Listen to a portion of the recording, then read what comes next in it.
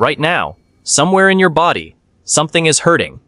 Not a bruise, not a broken bone, but a real, physical ache that your brain registers the same way it registers pain from a wound. You might call it loneliness, but the real answer is far stranger. Your body thinks you are about to die. That is not a metaphor. For most of human history, being alone was one of the most dangerous things that could happen to you.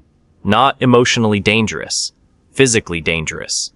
A single human separated from the group was a dead human. No one to watch for predators while you slept. No one to share food when the hunt failed. No one to carry you when your leg gave out. Isolation was not an inconvenience. It was a death sentence. And your brain has not forgotten that. This is the loneliness effect. And once you understand it, you will never feel alone the same way again. Think about the earliest humans, not the ones building cities, not the ones writing things down, the ones before language had fully developed, before agriculture, before fire was reliable.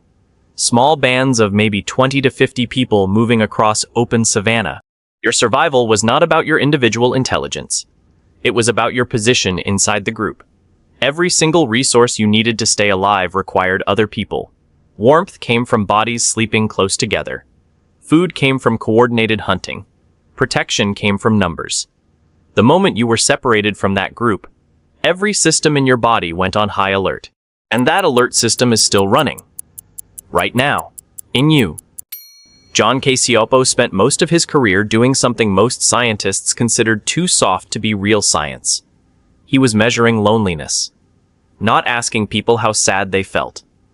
Actually measuring the biological cascade that happens inside a body when it believes it has been cut off from the group. What he found changed how medicine thinks about social connection. Loneliness, Cacioppo discovered, activates the same threat detection systems in your brain as physical danger.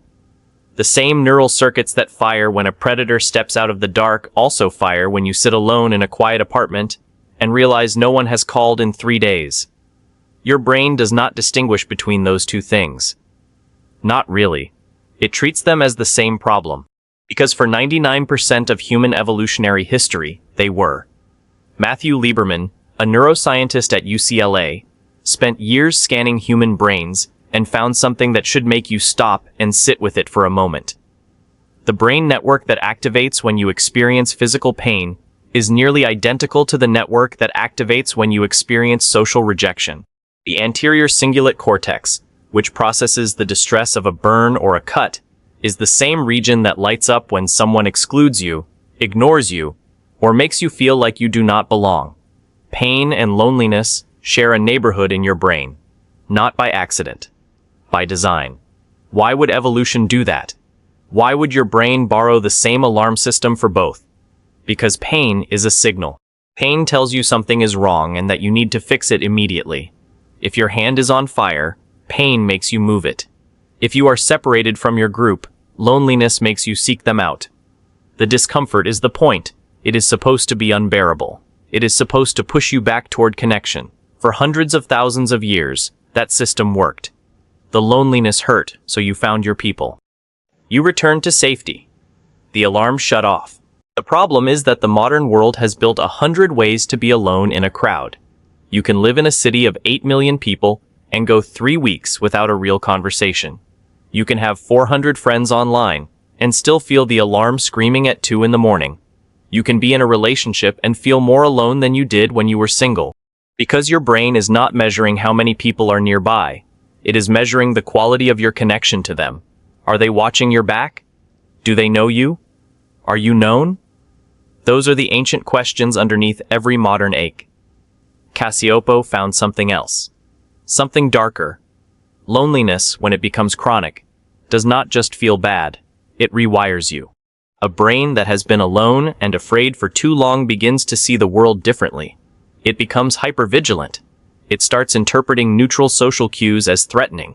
A friend who cancels plans is not just busy, your brain says. They are pulling away. A colleague who does not smile is not distracted. They do not like you. The lonely brain becomes a threat detection machine running at full speed, scanning every interaction for signs of rejection, and often finding them even when they are not there. This is why loneliness feeds on itself. It is not a passive state. It is an active one. The alarm system designed to push you back toward connection begins, over time, to make connection feel more dangerous than being alone. The cure starts to feel like the threat, and so people pull back, and the loneliness deepens. It did not start with social media, although social media accelerated it. It did not start with smartphones, although smartphones changed what it felt like to be together. It started much earlier. It started when humans began building systems that made individual survival possible. When it became possible to live alone and earn a salary and feed yourself without needing anyone else. The evolutionary bargain that made loneliness feel like dying was struck when dying without others was a real outcome. Remove the physical survival dependency, and the alarm keeps running. But now it has nothing to call you back to. Julianne Holt-Lundstad published research that should have been front-page news everywhere. Social isolation, she found, is associated with a 29% increase in the risk of early death. It raises the risk of heart disease. It raises the risk of stroke. It accelerates cognitive decline. Chronic loneliness is, by measurable biological markers, as dangerous to your health as smoking 15 cigarettes a day. Not as uncomfortable as smoking 15 cigarettes a day. As dangerous. As shortening. And you live in the loneliest era in recorded human history.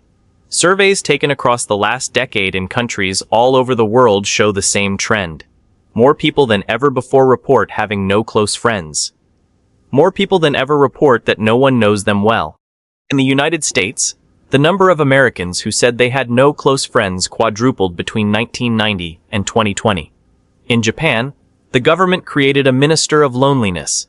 In the United Kingdom, the same thing happened a few years earlier. The world looked at its population and saw an epidemic that had no virus, no bacteria, no external cause. Just millions of human beings whose bodies believed they had been separated from the group. That is the cruelest part of the loneliness effect. The system still works exactly as designed. You feel the alarm. You feel the ache. You feel the body-level urgency of being cut off. But the path the alarm used to point toward is harder to find now. The village does not exist in the same form. The band of 20 people does not exist. And so the alarm rings and rings, and the modern human sits in their apartment, scrolling through images of other people's lives, getting more input and less connection, and the alarm keeps ringing. Here is what Cassioppo spent the last years of his life trying to tell anyone who would listen. Connection is not a luxury. It is not a nice thing to have if you get around to it. It is a biological need as fundamental as food and sleep. Your body requires it the way it requires oxygen, not to feel good, to survive.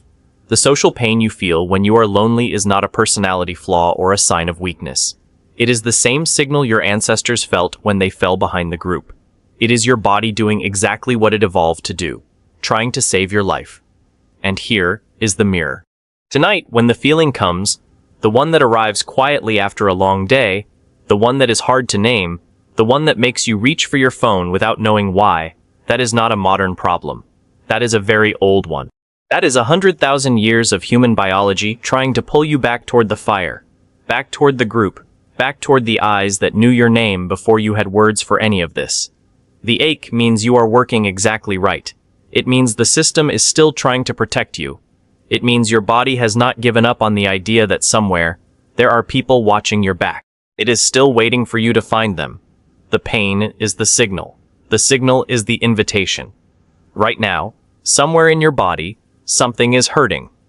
And it has been trying to tell you something for a very long time. And now you know something most people will never stop to understand. Your loneliness is not a glitch. It is not a weakness. It is one of the oldest, most powerful survival signals in the entire history of your species. But knowing that is only half of it. The other half is what you do next. Because here is the part no one tells you. The signal does not fix itself by being understood. It fixes itself by being answered. So right now, today, not tomorrow, not when things feel easier, reach out to one person. Not a scroll, not a like, a real message, a real call, a real moment of being known. Your brain has been waiting for that signal to come back. Give it something to work with. If this video made something shift inside you, if it named something you have been carrying without words for it, Share it with someone who needs to hear it too. Every person you send this to is someone whose brain is running the same ancient alarm. You already know how to help them. Hit subscribe if you want to keep understanding the hidden science behind why you feel what you feel. Every video on this channel is built to hand you back the knowledge your ancestors carried without knowing it. The truth about being human is stranger than anyone told you, and you have barely scratched the surface.